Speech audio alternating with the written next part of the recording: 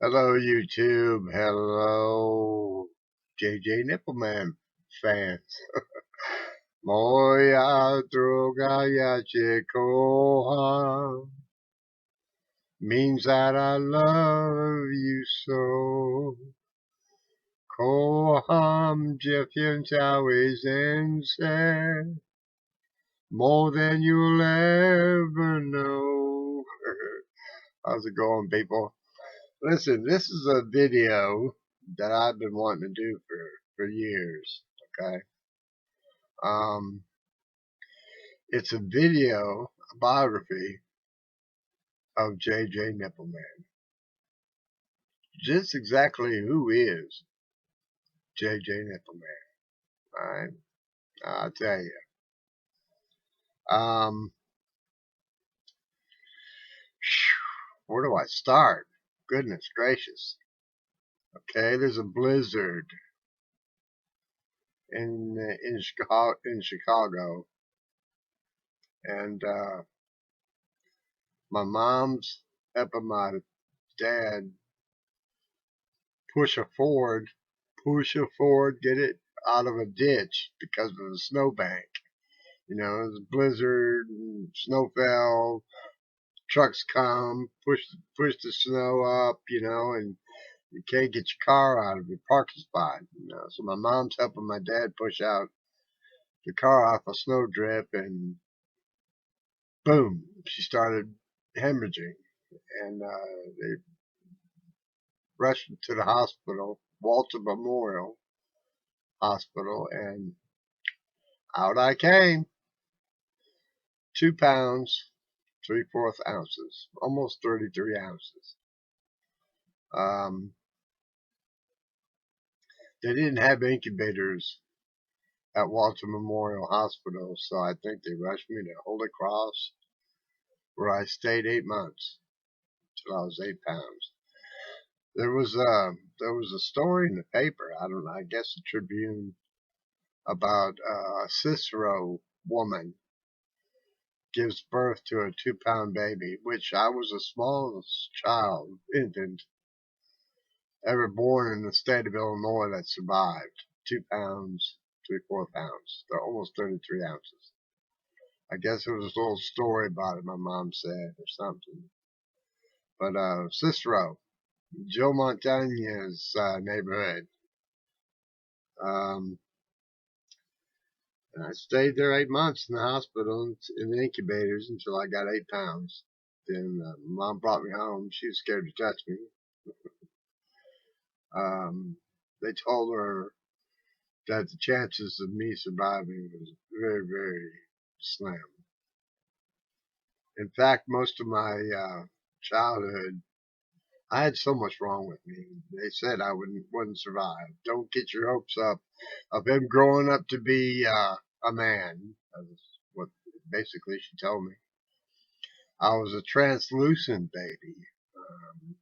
You could see my veins and arteries and stuff like that right through my skin. I was photophobic. I was allergic to the sun and bright lights and smoke and fumes and animals, and Jesus, I was a mess.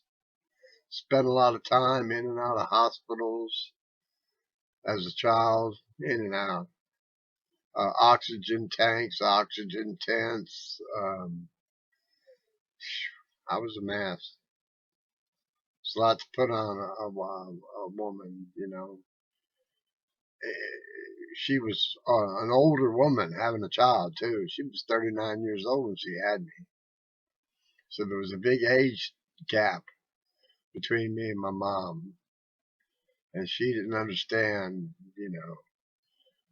growing up, she didn't understand young years. She was an old woman.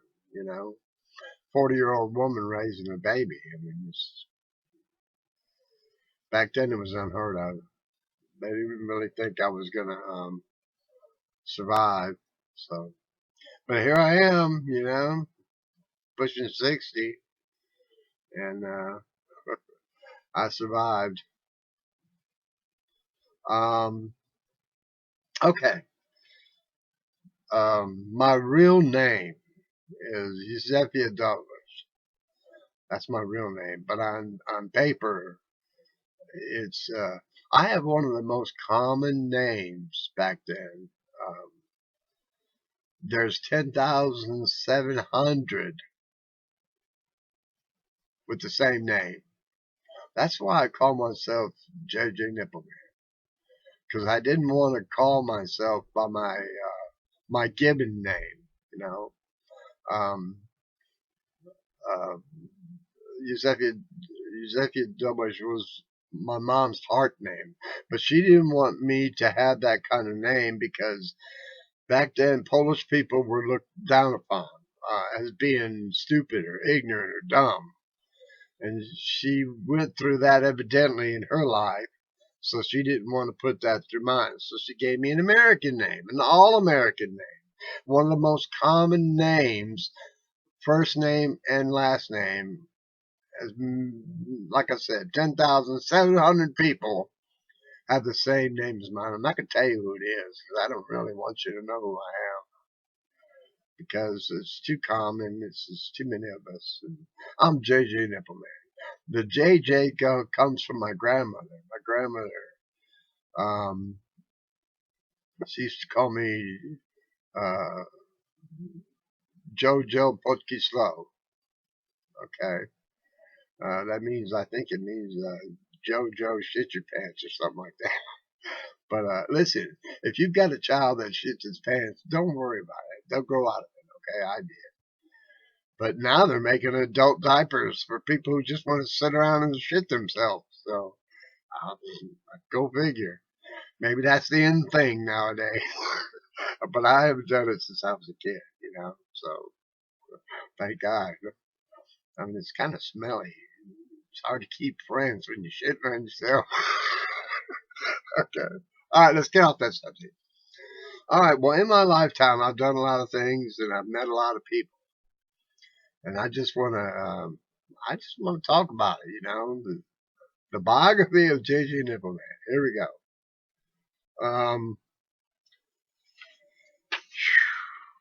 When I was a kid in Chicago, my dad died when I was real young. Uh,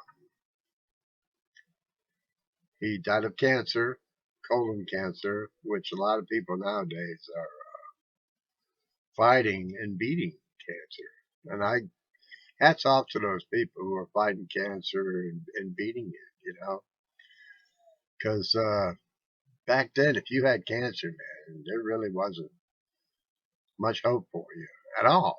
You know, it was a miracle. You've got once once you had cancer, it was it. You know, so he lost a lot of weight, and I remember him just kind of deteriorating. I don't really remember much about him because, like I said, he died when I was young. But I do remember one day that I was watching him shave. I was sitting on the edge of the tub watching him shave. I do remember that. I remember him coming home. He was a truck driver. He drove a truck for 44 years, I think, all over Chicago. He was well known, well liked. Knew a lot of prominent people. He did a lot of deliveries to uh, Wrigley Park, Wrigley Field. Um, my mom said he knew the Hallis family, I guess George Hallis and stuff, and he was a huge Bear fan. I mean, he loved the Cubs and the Sox, and of course the Bears. Basketball, eh, he didn't. I don't think they. My mom was a Cardinal fan. She liked the Chicago Cardinals. And I was a teenager one day, and I asked her, "Why do you like the Cardinals, not the Bears?" She said because the Bears always beat up on the Cardinals, so she liked the Cardinals. So that's how. So she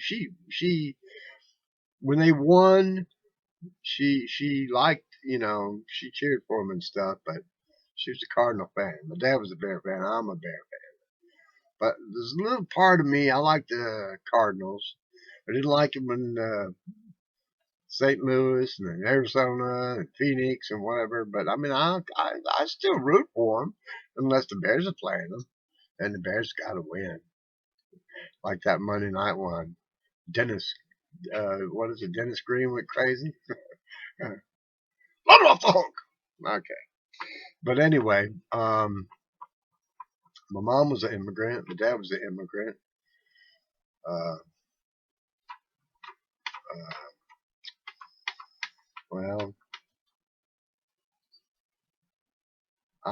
you know, good people. Good people. My mom really couldn't read good and add good. I remember when I was a kid, I used to help her out with her bills and stuff like that. Adding up stuff, she couldn't read good, so I read a lot of things for her. All right, let's get to the point. All right, I'm going to tell you about things I've done and people I've met and seen. But I was kind of a sickly kid. But we moved out of Chicago after my dad died. My mom had some roots outside of Gary, Indiana. And we moved to Indiana, which not far from Michael Jackson's house, where the Jackson 5 was raised, still in the Calumet region.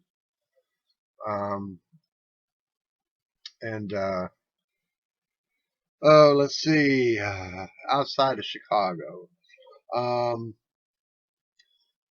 When I was, I think 6 years old or something like that, 7, my mom got invited to a moose lodge. One of her family members was a member of the Moose Lodge, and they invited my mom to go to a Christmas party that Buck Owens was going to be there, and I guess perform or whatnot. I don't remember I was little, you know what I'm saying?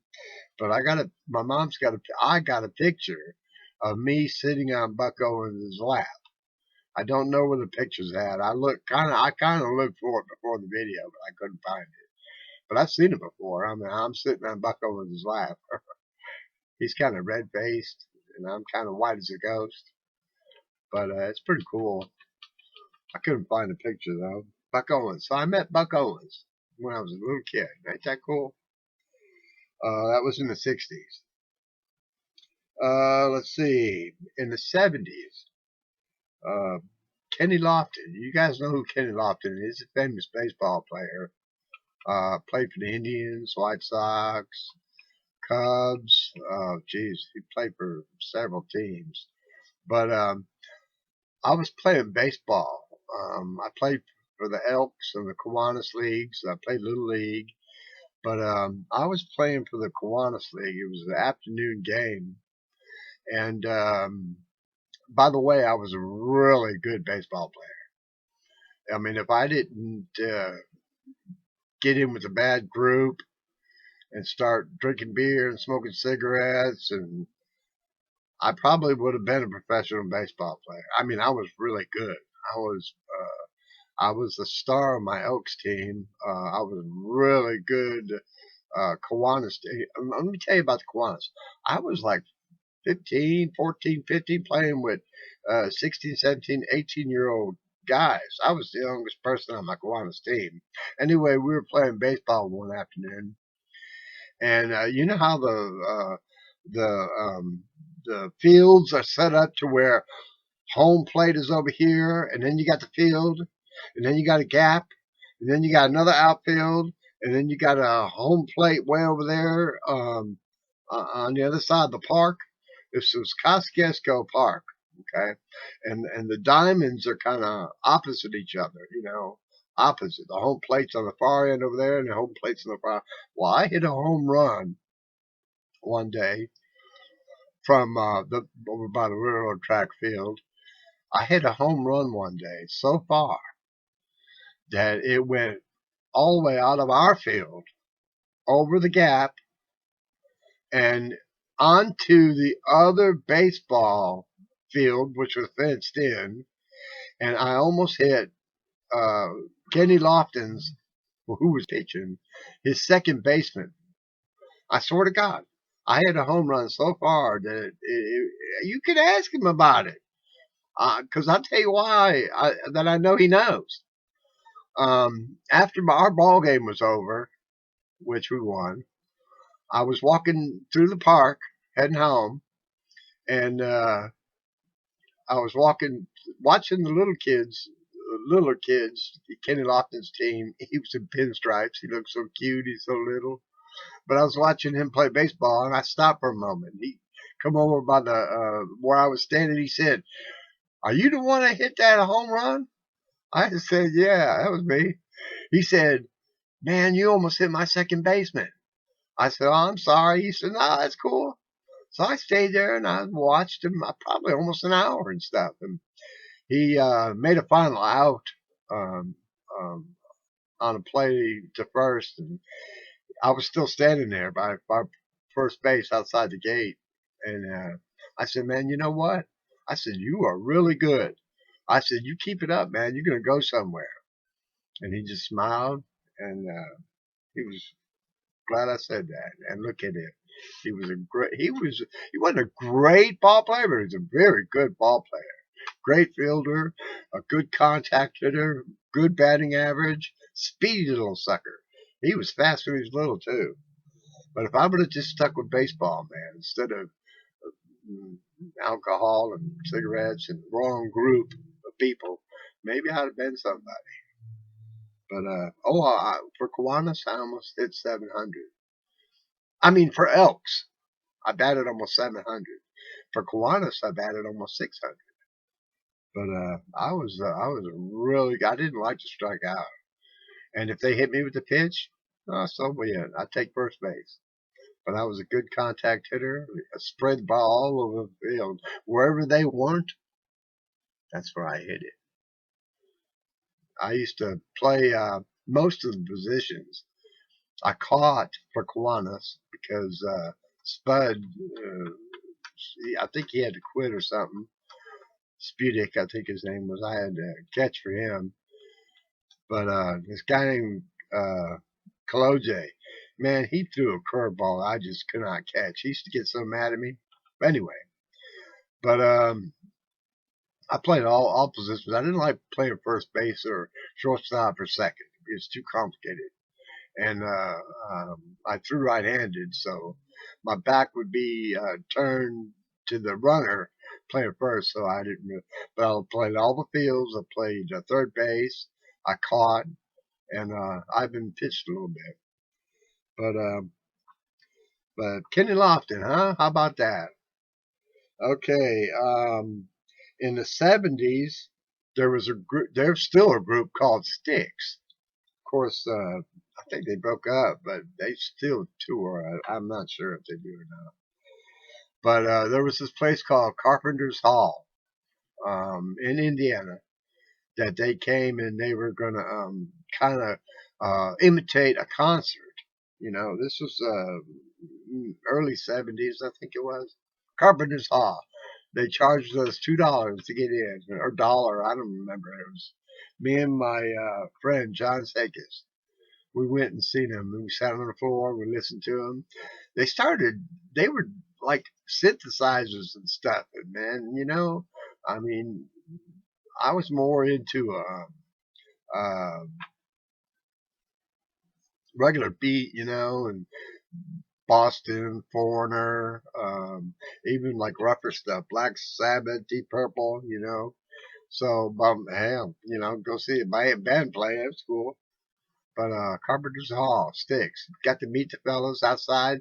We were smoking a cigarette before we went in, and the two guys, the two leaders of the band were outside. One of them they all had long hair, and one of them, I remember one of them had like an Indian coat on with those leather things that hang off of the coat, a bunch of little leather straps. I complimented on his coat too.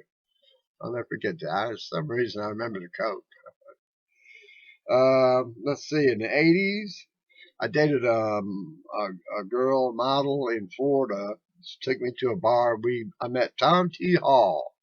You know, I love little baby ducks, old pickup trucks. I met Tom T. Hall.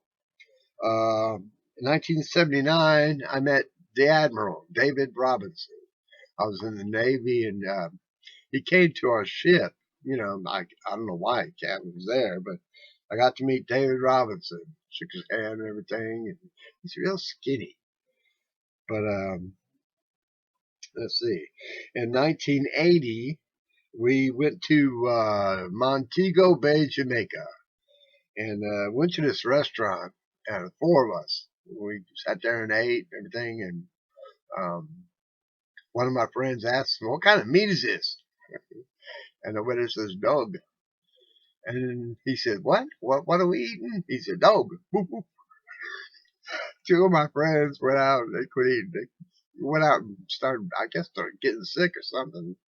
I finished my burger, man. It was delicious. It was excellent. Well, after we ate, you know, we were laughing and stuff about it, and we went out back, and Patrick Ewing. I met Patrick Ewing there, and we partied a little bit. Let's just say that. From Ganja, Patrick Ewing. I met him. Man, he had this great big afro and stuff. It was pretty cool. 1990s. I went to a softball tournament because it was for a charity for the firefighters of America. So the Miami Dolphins was playing firefighters and stuff. Here's some pictures. Here's some pictures of the day I went there and seen them. Let's see how is it. There's my brother-in-law in there peeping. Let's see. All kind of players, man. Freddie Solomon, Mark Clayton. Some of these people, I don't even know who in the world they are. There's a glare on it. But got all the autographs and stuff. I couldn't tell you who they all are. I did know back then, but you know, I'm losing my memory. Only one I really remember is Mark Clayton. But it was pretty cool. Go there and see him play softball. There's Mark Clayton. It's for a good charity, man. Firefighters got a rough job. Mark Clayton, see him? Oh yeah. Mark went to go get a Sharpie or something out of his car. He had a Trans Am or Firebird or something with T-tops. And when he took off to run to his car to get the marker, I ran with him. I was side by side with Mark Clayton, running down the field. It was exciting. I kept up with him, too. I was a pretty fast little kid. Had to be when you're white and skinny, living in a rough neighborhood. You had to be fast. But, oh, there's me and Freddie Solomon. You see that? Cool, man.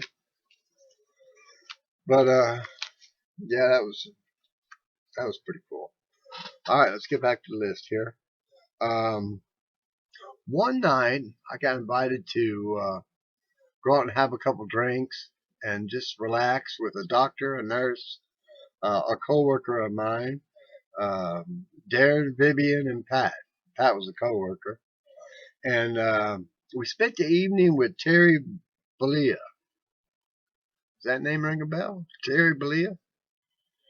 Probably don't. Most of you know him as Hulk Hogan. Now, I've got no pictures of it, but I spent the evening with him and his wife. Great people. Man, I shook his hand, and his hand's huge, you know. He's not much taller than me, but he's a big man. Terry Bollea. That was in, what year was that? That was before 1990. It was like 1988, 88, I think it was, something like that. All right, Ray Guy. You guys remember Ray Guy? I got all these autographs somewhere put up. I don't remember where. But Ray Guy owns a box making company. They make boxes. You know, boxes, corrugated boxes. You know, you pack stuff in. But he owns a company, and he sold our company that I work for some boxes. Got to meet him.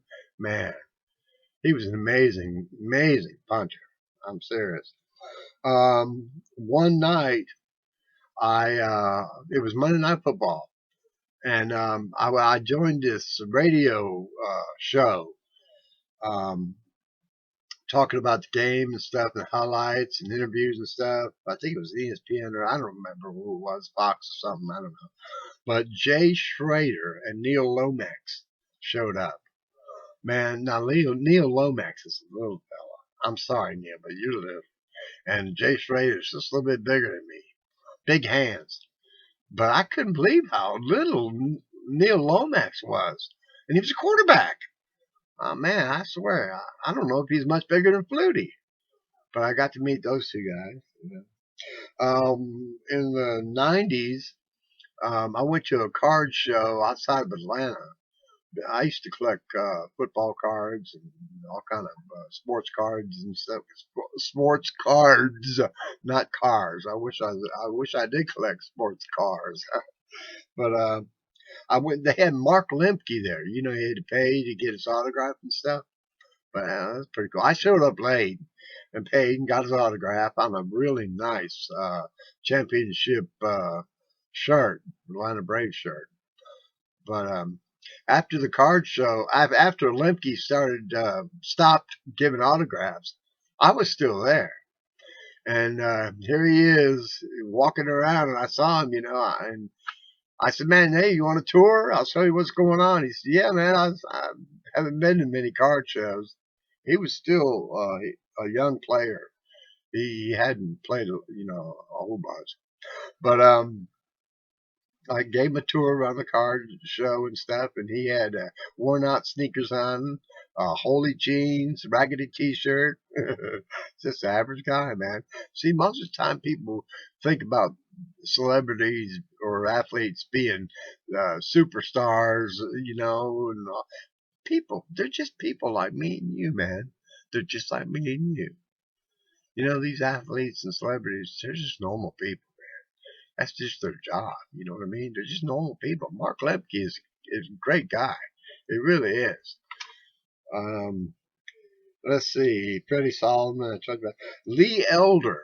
I met Lee Elder. Got his autograph somewhere. But he's one of the first black, or maybe he was the first black golfer ever to compete in the Masters. Lee Elder. Met him. Super human being, man. I swear to God. He made me feel so comfortable. I mean, he's a superstar, but I mean, I just, he made me feel real relaxed with him, just two guys talking, the elder. Um, let's see, in the 2000s, I met Jimmy Manis. I don't know if you guys ever heard of him. I know you've heard of him, but I don't think you know who he is. Jimmy Manis was one of the first Harley Davidson motorcycle racers. I think his most memorable moment was he showed up for a race to race Harley Davidsons, and his leather suit. I don't remember if it had a stain on it or what it was. I don't know the whole story, but they tried to dye it red, and it ended up pink. So he rode the race in a pink leather jumpsuit. He's kind of notable for that. But let me tell you something about Jimmy Manis. He's got over 1,000 checkered flags. He's probably the most dominant racer ever to exist. Jimmy Manis. I mean, he's raced motorcycles, stock cars. Probably still racing today. Kid you not. But Jimmy Manis, man, super duper guy, man. I'm telling you, man, he's just down to earth. He's a realist, He don't try to uh, He's real modest. He don't try to bullshit you. You know what I mean? Let's see. In the '90s, William and Michael Dean Perry. I got to meet the refrigerator and Michael Dean inside of a hospital. Um, Man, I tell you what, they were doing construction on a hospital, and they were carrying bricks, big, them big cement bricks with big holes in it, masonry bricks. I don't know what you call them. I guess building a wall or something. But I got to meet William and Michael Dean Perry at the same time. Uh, in work clothes. I mean, he wasn't signing autographs. He wasn't at a show. He was working, man. And I'm telling you, man, and I'm a lot taller than both of them, Michael Dean and William. But I told him how much of a fan I was, and a Bear fan, of course, and how much that Super Bowl victory meant to me. And I let him know how much I love him and Walter and the Bears. I mean, yeah, man, that's good stuff. Um, let's see. Oh, Michael Jackson in the '70s. Michael Jackson and Jackson 5. I saw him once perform at our high school, but but they came through the back way, and everybody was already seated and waited on them. Well, the second time they came to our high school, Roosevelt High School, by the way, the second time they came to our high school, they came through the auditorium door. So one of the teachers, I think it was Coach Bork, I'm not sure, but he told me, grab the door, grab the door. So I held the door, and here comes Michael Jackson and the Jackson 5. So you know what I did, right? I stuck my hand out, and they all gave me 5. Not a high five. Back then, there wasn't no high five. It was just a 5. You give me 5. And 4 of them gave me 5, but there was one carrying a guitar. He didn't give me 5. But I held the door for the Jackson 5 coming to perform at our high school. It's cool stuff. Me and my wife, okay, I married my wife in '82, and we'd only known each other like 10 days. You know, I fell, what do you call it, love at first sight. I guess she loved me too. I don't know. She loved me as much as I did. But we got married 10 days later. And we're still married, by the way, going on our 38th year. Yeah. But we hitchhiked across the United States. Not once, twice. There and back. I mean, just for the heck of it, you know. Actually going up to see my mom in Chicago. But on the trip, we stopped at this one truck stop and got something to eat. We met the entire group of Exile. You know, I want to kiss you all over and over again. You remember that song? They sang that. And I think they went country after that. But Exile, I got an autograph picture with all the autographs on it. I don't know where it's at. On our way to Chicago. I think that was on our way back. But on our way to Chicago, we got a ride with uh, $10 million in racehorses. This truck was in a truck stop and saw me and my wife taking off, and the guy asked, "Where you guys going?" And I told him Chicago. He said, "You want to ride?" I said, "Yeah, we want to ride." And he said, "You're going to have to ride in the back." I said, "Well, that's okay." And, in the back of the trailer. He said, "It's with horses." I said, "Okay, cool. I ain't got a problem. I love horses." In fact, I'd been doing some riding in Charleston when I was down in the Navy. I'd been riding horses. I rode this one horse that everybody was afraid of. He was a big black horse. I don't remember his name, but nobody wanted to ride him because he's so big, and they said he was aggressive. I jumped right on him and rode him. We were riding around like bonanza, man. You could go and spend, I think it was $20 or something, and ride him for 4 hours all around this big acreage outside of Charleston. But I rode him. So anyway, me and my wife get in the back of this trailer, and they were heading to the Kentucky Derby, and they gave us a ride all the way to Kentucky. And we rode in the back with all these horses, man. Beautiful horses. There was 6 horses in there, and this was 1982, I think. And worth 10 million bucks, no doubt. They had a bunch of people back there tending to the horses as we're going down the road. They were all in stalls. They had hay and water, and it's real cool, man. Travel in style. Let's see. Oh, one time there was this. I read in the paper that Mike Ken and Chris Miller from the Falcons were coming to the town to talk about. I don't know what they were talking about. To come to the cathedral to do a speech or whatnot. So I rode down this my lunch hour. So I rode down there, and guess what? I got to meet Chris Miller and Mike Ken. Mike Ken is offensive lineman, and Chris Miller, of course, is quarterback. But he was getting out of his car, and he was trying to tie his tie, and I guess he couldn't get it. I had to tie his tie for him. I got their autograph. It was pretty cool. Let's see. Oh yeah, Jack Nicklaus. Okay, Jack Nicklaus is the most famous and the best golfer in the world, in my opinion. I mean, Tiger, if he keeps on going, he's up there, and I give him a hats off to Tiger, man. He broke the barrier of black golfer, very, very successful black golfer. There's been black golfers, of course, but he's very successful, and I hope he keeps doing it. And I hope he keeps succeeding. If he leaves all the hookers and stuff alone, and alcohol and the drugs, if he leaves all that alone, he could be somebody, man. But Jack Nicklaus, I went to when he was piped into the Hall of Fame of Augusta National. Not too many people. I don't think it was open to the public. But I got invited by my friend Larry Newsom. He was the leader of the Highland. I got it written down somewhere here. Augusta Highlander Bagpipe Band. He was one of the leaders, and he was a great, great piper. But let me show you some pictures of him. Okay, there's the band getting ready to pipe him in. They're waiting in attention for him to come.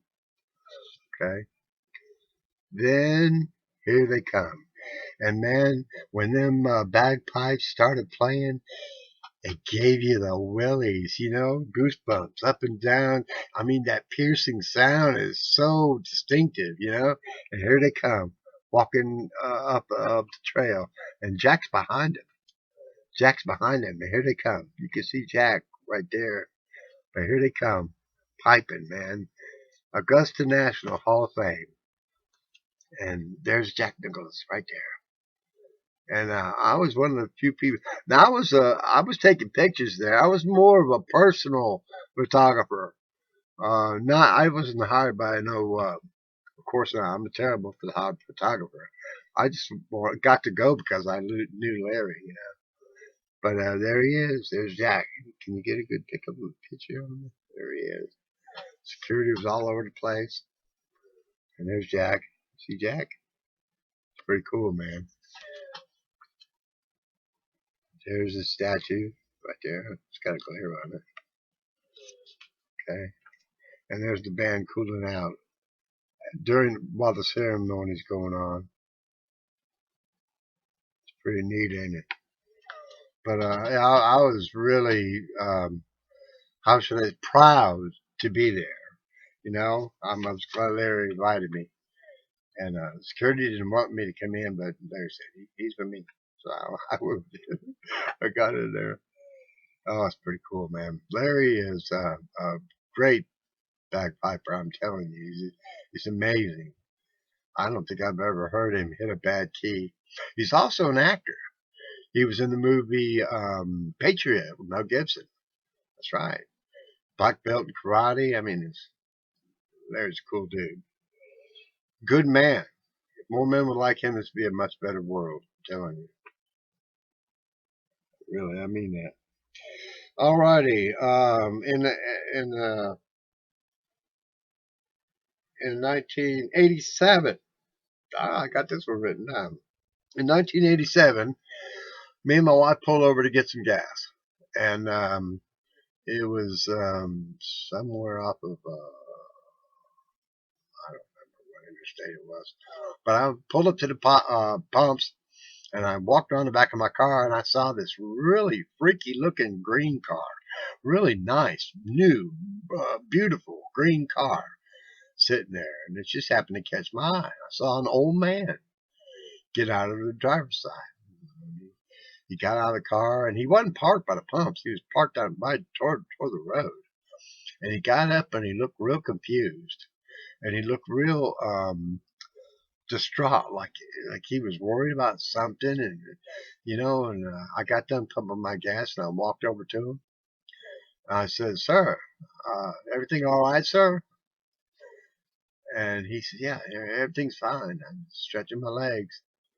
And the car, I don't know what kind of car it was. He told me what kind of car it was, but I don't remember. It's really, really nice James Bond looking dark green car. I don't know. And while I was talking to him, he opened the back door, and two little girls got out. They were all dressed up really nice. This man was well dressed also. And the little girls had, little cute dresses on with fluffy dresses, and their hair was all nice and everything. Really cute, fancy little dresses, you know what I mean? Like some kind of dress you would wear like at a wedding or something.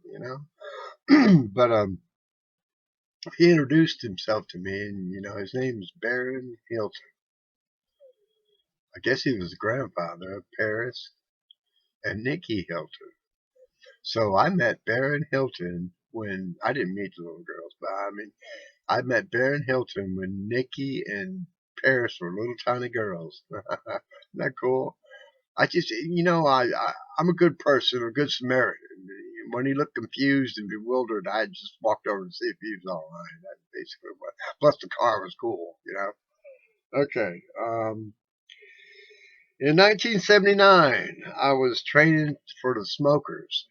Smokers is a boxing, amateur boxing thing. Smokers for the Navy. And I was training in a gym with my bright neon orange boxing trunks. And guess who walks in? Chris Berman. I'm not kidding you. And they put up a banner across the gym. It said Espen. And me and Orlando Oliver, we looked over there and said, "What in the world is that? It looked like something out of Colorado, Aspen, Colorado." We didn't know what was going on. 1979. I guess that's when ESPN first cranked up. But the cameraman, I guess it was getting his camera ready, and he was, I don't even know if they have any film of me, but I could have had film on ESPN. Me boxing. Can you imagine that? Got the helmet on, got my boxing gloves on, in neon orange boxing trunks. I swear, Chris, if you're watching this video, which I know you probably not, who cares about JJnippleman, right? But I like to get some of that footage of me on ESPN with my boxing shorts. Chris Berman. Hey. All right. In the 2000s, I met Danger Ranger.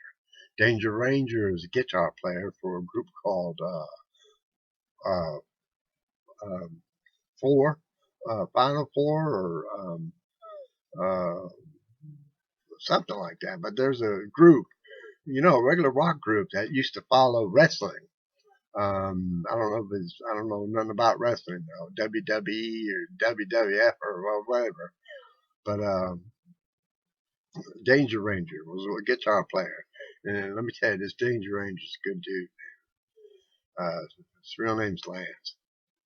Maybe I shouldn't have said that, but because there's costumes, you can't see who in the world they are. All of them's got costumes and makeup on and stuff. I got to meet him and become good friends with him. He's a good dude, good man. Most of the people in my life I've met are good people. There's a lot of good people in this world. I'm serious. Most of the people I've met are really good people. Okay, Danger, tell me another. Judds. Oh, yeah, I ran into the Judds. Let me tell you what happened here. Went to this bar. and sat down. I already buzzed. We were drinking before we even got to the bar. So we were drinking and stuff, and this band gets up on the stage, and they start playing gospel music. I'm like, what in the world is going on here? They're playing gospel music, and I'm about half lit. I said, that ain't right, man. We come here to listen to a country band, and they're playing gospel music. Well, we kind of got in a big argument and got thrown out of the club because we got into an argument with the band, the Judds, about them playing gospel music at a juke joint. So we got thrown out of there, and the cops chased us down. It was a mess. That was 1980 sometime. Oh, got to meet Foreigner outside of they were in the back. I guess their bus just pulled in. They were smoking cigarettes, and dog had to pee and stuff like that. And Foreigner, is there a reason? Them Foreigner. Oh, Dale Earnhardt. In the 80s, I worked for a prison fence company. Makes prison fence. Not far from Monroe, North Carolina. And I worked for the company actually making the prison fence. It's real hot and nasty in there. I saved a man's life in there named Craig. Merchant Metals, I think the place was. His name's Craig. He almost fell into the galvanizing tank, and I grabbed him and saved him. That's cool. But anyway, I was coming to work one day, and I was running late as usual. And I just blew this black car right off the road. I mean, I was doing like 75 miles an hour down this 2-lane, and I just blew him off the road, man. Just right around him. I pulled into the parking lot and got out of my car and went running to the door, and here comes that black car into the parking lot. He stopped and right by the gate, and the coworker said, "Man, what'd you do to Earnhardt?" I said, "What? I don't know. Nothing. That was the car I passed on the road." And he sat there and he did a donut right in our parking lot and then took off. Look about it. And they said, "Man, you must have pissed him off." I said, "Well, I just blew by him while he was on the road." They said, that'll do it. That'll piss him off. But Earnhardt, huh? But there's another thing. Me and my nephew, Christopher, was in a McDonald's one day getting food. Just standing there, minding our own business. And Christopher said, "There's Earnhardt behind us." I said, "What?" He said, "That's Dale Earnhardt behind us." And I looked back, and I didn't know who the hell Dale Earnhardt was. I'd never been into racing in my life. I didn't know nothing about racing. And evidently, it's Dale Earnhardt and his son was standing behind me and Christopher at McDonald's, fixing to get a hamburger. Yeah, get ready to get a hamburger. How about that? Okay. Dale Earnhardt. Buck Owens, Getting Off the Sticks, Time Too Hot. I think I covered about everything. Lee Elder, Michael Dean Perry. Yep. Just about covered everything. Only thing I didn't cover is my friend David Allen Calzarella, the drummer and magician in Chicago. We were in the Navy together, and actually we had a lot of good times together. But after we got out of the Navy, me and my wife went up to Chicago to visit my mom, and picked up Dave, and Dave picked up a girl somewhere, and me and my wife and Dave and this girl went into a bar. Dave says sometimes the bears go there to drink, and I said, "Cool," So we walked in the bar, got us a table, and we had got 4 beers, and we were drinking our beers and everything, and we were just about done. So I went to the bar to get 4 more beers. And on my back to everything, I didn't know what was going on. I got the 4 beers, and I was heading back to the table, and then I noticed that Dave was walking up to this other table, and I went to the table and took a big sip of my beers, set it down, and I went over to see what Dave was up to. And guess what? he got into an argument with the Chicago Bears about losing. And he said, don't give me that crap, you know. He said, y'all ain't won nothing. You know, you losers. Man, he was, I don't know, I was about half drunk. Dave was half drunk, and I guess the Bears were half drunk. Big Ed Bradovich got up and kicked his chair back, and I swear he was going to kick Dave's butt, man. I had to get us out of there. So I turned Dave's shoulders around, and we started walking toward the door, man, because I didn't want no trouble, man. Them big bears are bad, you know what I mean? And at that time, this was 1983, 1984, they really weren't winning nothing. So Dave was right, but I guess it pissed Big Ed off, you know. But Dave Kelsey, hey, Dave is still a drummer. You know, he's about my age. He's still drumming. He's drumming down in Florida somewhere. Still, he's a cool dude, man. Fought cancer and whipped its butt. He's a good man. He's the best man at my wedding. He was one of the only people that said that me and Terry, my wife, would make it, and wished us the best of luck. Everybody else said we wouldn't make it. Here we are 38 years later, still going strong. Love you, baby. But let's see. The only thing that's about covers everything. But I'm on disability right now because my lungs, real bad lungs. Worked in the pruning industry for 38 years. Fence company for a year. Smoking cigarettes and stuff. So real bad lungs. Fall down a lot. But guys, you know I'm a big Bears fan. I'm gonna be making some Bears videos this year, and all I gotta say is, go Bears! I can't wait. But that's JJnippleman. That's JJnippleman. JJ is actually a lot of people call me JJ or JoJo. Me and my friend John, people used to call us JJ because we're both John and Joe. But the Nipple Man is this. I don't know. So what do you think? I'll leave that up to you. There's nothing wrong with the word Nipple Man, though. You know, if you look at the phone book, there's a lot of Nippleman people out there named Nippleman. You know, it's not a nasty name or nothing. I don't do nasty videos.